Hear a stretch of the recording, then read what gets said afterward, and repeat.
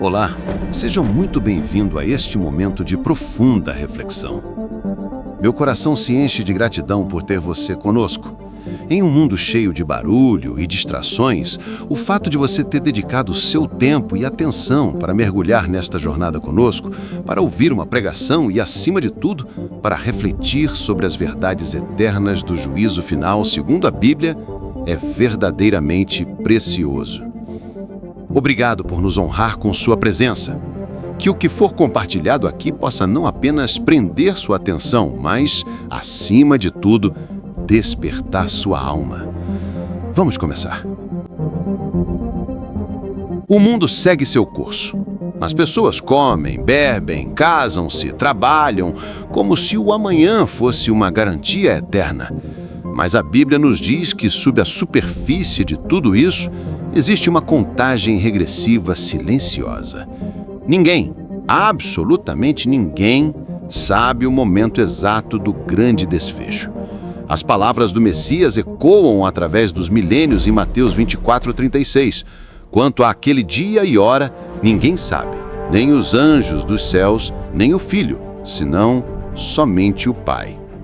Mas a Escritura não nos deixa no escuro sobre o que antecede esse dia. Os sinais estão aí, escritos para quem tem olhos para ver. Olha ao seu redor. Nações se levantando contra nações, a violência e a desordem moral crescendo, a terra gemendo sob o peso das catástrofes. O profeta Jesus previu isso em Mateus 24:7, porque se levantará nação contra nação e reino contra reino, e haverá fomes e pestes e terremotos em vários lugares. É uma orquestra de tribulação que se afina, preparando o palco para a chegada do rei. Imagine o cenário. Um dia normal. O sol brilha no horizonte, talvez você esteja tomando café ou se preparando para o trabalho, e de repente tudo muda. A luz se apaga, o brilho do sol é como cinza, a lua se veste de sangue. O cosmos, que parecia tão estável, entra em colapso. Marcos 13, 24, 25 descreve o espanto cósmico. Mas naqueles dias, depois daquela aflição, o sol escurecerá e a lua não dará sua luz, as estrelas cairão dos céus e os poderes que estão nos céus serão abalados. E em meio a essa escuridão surge o sinal mais glorioso e aterrorizante de todos, a volta de Jesus Cristo, não como o servo sofredor, mas como o soberano juiz. Ele descerá nas nuvens, em poder e grande glória, acompanhado por um som que perfurará a própria estrutura da realidade. Um som, não um som humano, mas a voz do arcanjo e a trombeta de Deus. É o despertar final. Em 1 Tessalonicenses 4:16 e 17, o apóstolo Paulo revela o evento mais esperado pelos crentes, porque o mesmo Senhor descerá do céu com alarido e com voz de arcanjo, e com a trombeta de Deus, e os que morreram em Cristo ressuscitarão primeiro. Depois nós, os que ficarmos vivos, seremos arrebatados juntamente com eles nas nuvens, a encontrar o Senhor nos ares, e assim estaremos sempre com o Senhor. Os túmulos se abrem, a carne se une aos ossos, em um instante, num abrir e fechar de olhos, como diz 1 Coríntios 15:52, aqueles que partiram na fé ressurgem em corpos incorruptíveis e os crentes vivos são transformados, libertos das cadeias da mortalidade. Para eles é o dia da redenção, o triunfo final. Mas para aqueles que rejeitaram a misericórdia de Deus, a cena é de pavor absoluto. Eles veem aquele que rejeitaram agora em glória inquestionável, e o terror os consome. O apóstolo João descreve no Apocalipse 6:16 e 17 a reação dos incrédulos, e diziam os montes e aos rochedos: caí sobre nós e escondei-nos do rosto daquele que está assentado sobre o trono e da ira do Cordeiro, porque é vindo o grande dia da sua ira, e quem poderá subsistir? É o momento em que todos comparecem perante o grande trono branco. O profeta Daniel viu esta corte celeste, e João registrou em Apocalipse 20:12, e viu os mortos, grandes e pequenos, que estavam diante de Deus, e abriram-se os livros, e abriu-se outro livro, que é o livro da vida. e os mortos foram julgados pelas coisas que estavam escritas nos livros, segundo as suas obras. Não há advogados, não há testemunhas falsas, há apenas a verdade nua e crua da sua vida e o registro do livro da vida. É o dia da prestação de contas, onde a justiça de Deus será manifesta.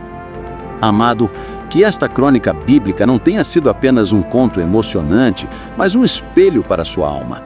A Bíblia nos mostra que o juízo final é o evento mais democrático da história. Todos devemos comparecer ante o tribunal de Cristo. 2 Coríntios 5:10. Não importa a sua riqueza, sua fama, seu status. Não importa se você é um rei ou um mendigo. Diante daquele trono, todos somos iguais. Somos almas, com uma eternidade à nossa frente. Você ouviu a narrativa? Os sinais estão se cumprindo? O tempo está avançando? A verdadeira tragédia não é o fim do mundo, mas a chegada desse fim sem que você esteja preparado.